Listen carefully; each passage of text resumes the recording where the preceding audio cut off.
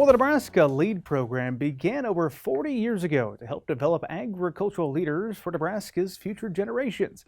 Lead is now recognized as one of the nation's premier ag leadership development programs. We had the chance to sit down with the director of the Lead Program to learn more about the program as well as their current recruitment efforts. On the front of the pamphlet this year, it says, "Wanted 30 highly motivated Nebraskans involved in ag that want to develop their leadership skills." That is the summary of the Nebraska Lead Program. Who are you looking for specifically? Well, Bryce, we're looking for men and women generally between the ages of 25 and 55, but that age shouldn't deter someone from applying if they're a few years younger or a couple years older. My board of directors and the Nebraska Ag Leadership Council is really looking at putting a very diverse age group of people together.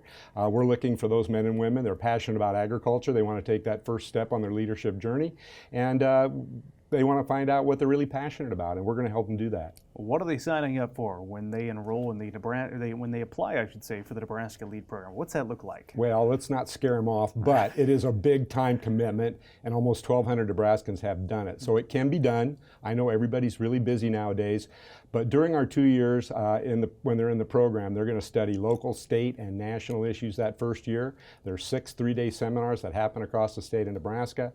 Also that first year is a 10-day study travel seminar to Kansas City, Washington, D.C., and Chicago. The second year, after a big break, we typically give them from April to mid-September off. They'll start that second year, and that's 6 more of those seminars, those 3-day seminars, and a international study travel seminar to 2 to 4 countries for about 14 to 16 days.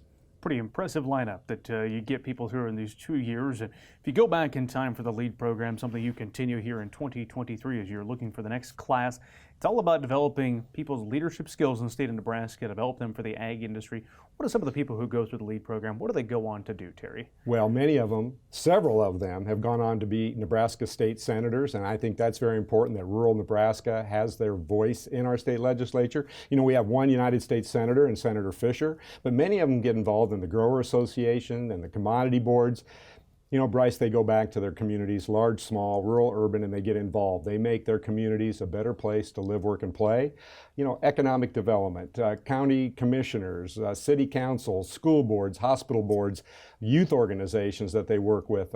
You know, all those things are very important. Their local churches and so forth. They're providing leadership at all levels. You expose them through this program to a lot of those opportunities, give them the education about the diverseness, I guess, of the state of Nebraska to help maybe spark some of those ideas of some areas they can serve in back of those communities, right? Well, we do it with a lot of help. And, you know, we have the Institute of Agriculture and Natural Resources here at the University of Nebraska-Lincoln is our greatest benefactor.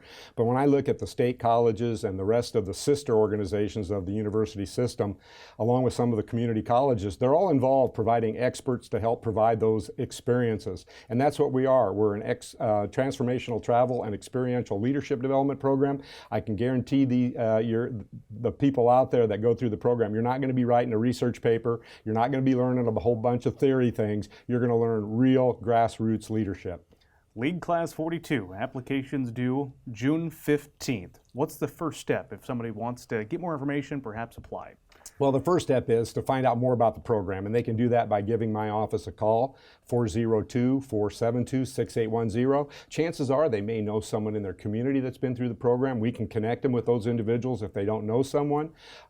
Send us an email, leadprogram@unl.edu. We'll get the email. But if they want those materials, they need to give us a call, send us an email. It's not a lengthy application. It's a lot easier, Bryce, filling out that application today than it was 20-some years ago. I had to use a typewriter, and I don't know if any of you young people know what those are, but, you know, we do have an electronic application that makes it a lot simpler, but they're going to want to put some thought into those open-ended questions. And also our application requires 2 personal references and 2 business references. So there's a little bit to be done, but it's very manageable. So don't delay is one of the messages we want to share today. Exactly. Leaders need to take that first step, and this is the first step in filling their toolbox with the skills that we can provide them. Well, I bring this up. The world is different today than it was just a couple years ago. COVID-19 brought some challenges to every organization out there and challenged the way they were doing things. Mm-hmm. You all had to make some tough decisions in that moment, but you've been able to go back and look at where we're at today and rescind some of the policies that were put in place because of that, correct? Exactly. Back in November of 2021, the board unanimously adopted COVID protocols just to protect the lead fellows, their families, their communities, and everybody associated with the program. But that allowed us to travel, and it allowed Lead 39 to do a national 2.0 seminar to Washington, Oregon, California, and Arizona. It also allowed Lead 40 in their first year to get to Kansas City, DC, and Chicago. And then this past year, Lead 40 was able to travel internationally to Costa Rica, Colombia, and Panama, while Lead 41 really got their international seminar back, or their national seminar, back to normal this past February. Since then, we have rescinded the protocol for the COVID vaccination, so there is no requirement for that. The world has changed quickly. We hoped it would. It finally has, but we're prepared for the next big thing that happens, but we want to keep our people safe.